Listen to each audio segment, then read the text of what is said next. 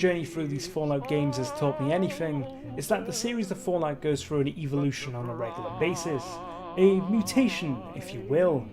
Yet despite the near constant change to the franchise, the fanbase seems to reject it every time, and today's game is no different. Welcome to How Bad Could It Be, the series where we look at games so you don't have to, and today we're reaching the final stop on our Fallout retrospective. That's right, we are finally covering Fallout 4. Released in 2015, Fallout 4 was developed by Bethesda Game Studios and is published by Bethesda Softworks. Often considered to be the least popular Bethesda Fallout game, Fallout 4 is the most recent single-player Fallout experience a player can get their hands on. Is it as bad as everyone claims it to be though? Let's find out, shall we?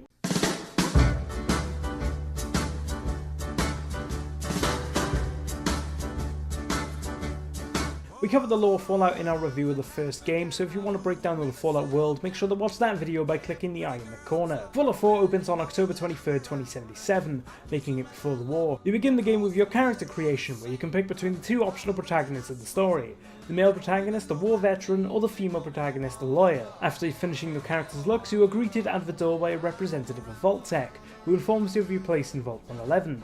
Here is where you name your character as well as pick your special stats. After a short and touching moment with his son Sean, your Robert Codsworth calls you into the living room, where a news report is playing, confirming that nuclear detonations are occurring across the country. You and your family rush towards the safety of Vault 111 and make it just inside right before a nuclear blast manages to hit you. Now deep underground, you're welcomed to the vault, given a jumpsuit and told to follow a doctor to a decontamination chamber, which soon becomes evident to be nothing more than a cryopod for you to get frozen in. An unspecified period of time later, you're woken up to see a scene unfold across from you, where your spouse is murdered and your infant child is kidnapped before being put back on ice. Some time later, and you wake up once more as the sole survivor of Vault 111, who fights their way through the now roach-ridden vault, escaping Vault 111 before going to find your son Sean. I really like this opening, and I know that's something that isn't very popular across the Fallout fandom. This Fallout game gives the player a much more fixed story and motive when compared to the natural progression of Fallout 3 and the blank slate of New Vegas. I've seen a lot of people hating on this, claiming it to be not roleplay friendly, but I disagree. I feel more inclined to roleplay with a character who has foundations of story or motive behind them. I'm more inclined to make decisions and choices based off the character which I'm playing, as opposed to say New Vegas where I can just flip-flop whenever I damn well please. What does seem to be lacking in Fallout 4 though is the side quests. The odd and quirky side stories of the older games are instead replaced with a New Vegas style faction system, and I do think this is to the detriment of the game.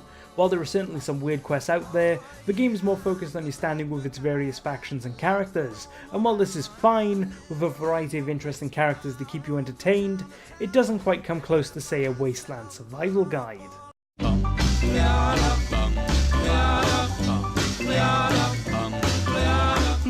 Fallout 4, as expected, sticks to Bethesda's trademark first/third person perspective. While there isn't really too much else to say, I do think that this game benefits the most from the perspective due to the lively world that surrounds you. The previous Fallout worlds, while populated, could feel a little sparse, making that first person feel a little bland on occasion. Fallout 4 fixes this with the dense Boston setting, allowing for a lot of interactions to occur around you. That being said, I do think that I actually prefer the older style of Fallout maps to Fallout 4's. The reason for this is while the older maps were empty, they made up for it with interesting locales.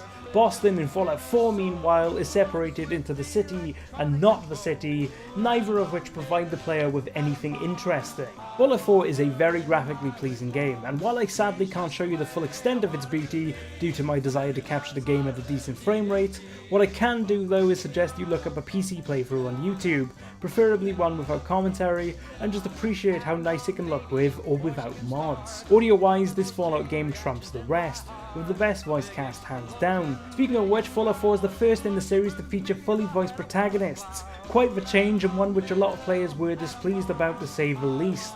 Quite frankly, I think Brian T. Delaney and Courtney Taylor did a great job, and the voice acting doesn't take away from the experience one bit. While the option to switch it off may have been appreciated by some, I don't see it as something worth muting. This does however limit the variety of responses the normal Fallout game would give you to just 4, something which I hope they improve upon in future installments.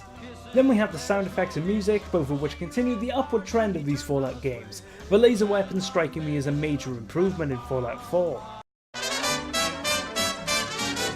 The gameplay is where Fallout 4 truly shines. Enhancing upon the experience with Free and New Vegas, Fallout 4 blends the gameplay nicely, using the first person to make for more engaging combat and exploration periods, while mixing it with the dual cameras used for the dialogue.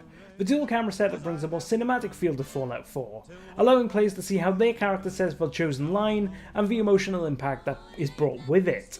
While I could talk about this all day, I know for a fact that you are here for one reason, and that's the combat. The combat is arguably the largest improvement that this game brings to the table, and that is not hyperbole. ADS is back from New Vegas and it feels a whole lot nicer this time around. The animations are slick, each gun feels unique and weighted to what you'd expect, even melee weapons are weightier in Fallout 4. It's just better. The gunplay in this game is so good and so satisfying that you can 100% play this game without ever even using VATS, but I did anyway because I kinda suck and that is pretty nice. Speaking of VATS, it is slightly updated in Fallout 4. No longer do you possess the power to stop time, instead you slow it down to a crawl, akin to Red Dead Redemption's Deadeye mode. There is, however, one other major improvement in my eyes, and that is Fallout 4's usage of the power armor. Something which I have until this point completely ignored. In most titles prior to Fallout 4, you had to be trained to wear power armor, and even then, it wasn't really that special, feeling more like a glorified shiny jumpsuit. In Fallout 4, they overhauled power armor to be more tank-like, and it absolutely pays off. You feel like a total badass while wearing the suits, being able to tear through anything or anyone with relative ease. The downside is these suits run on power though, meaning that if you can't be bothered to collect fusion cores, the fun is fairly short-lived. It isn't all sunshine and rainbows in Fallout 4 though, as there is another key component in its gameplay: the crafting. I like to separate the crafting into two major components: the item crafting and the settlement building. The item crafting is absolutely fantastic and an engaging part of the experience, especially when it comes to modifying weapons. Being able to customize weaponry with a variety of different options is great and adds that extra level of personalization to the gameplay. In contrast to this, we have the settlement building, which despite the idea being incredible, was executed very poorly.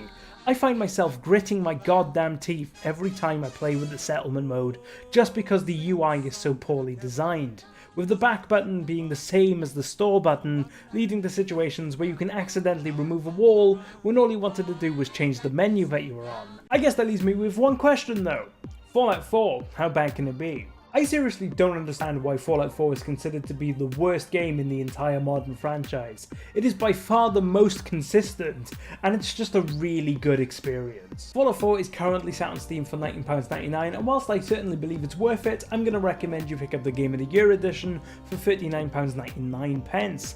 I didn't, and now whenever a sale comes around, the DLC costs more than the actual base game. It's completely ridiculous. So definitely pick up the Game of the Year edition, it's just better value. Fallout 4 has a fairly mixed Steam score of 69%, making it the lowest rated Fallout game by the Steam community. That being said, it does make up for it with a slightly better, albeit not impeccable, 84% on Metacritic. And to be honest, I think both of those scores are pretty low for a game this good. While this game in typical Fallout fashion did give me some grief, it was very minimal, easy to fix, and when it was fixed, it did provide me with a very pleasant gameplay experience. The gameplay of Fallout 4 is a testament to how good this game is, but I will be the first to admit that it's not perfect. With its shoddy crafting system, its poor set of side quests, and whilst I disagree with the complaints about the roleplay aspects, I will admit it is more limited than its predecessors. That being said though, I'm giving Fallout 4 an 8.7 out of 10. It's an absolutely fantastic experience and is the best Fallout game you can get on the market today, hands down.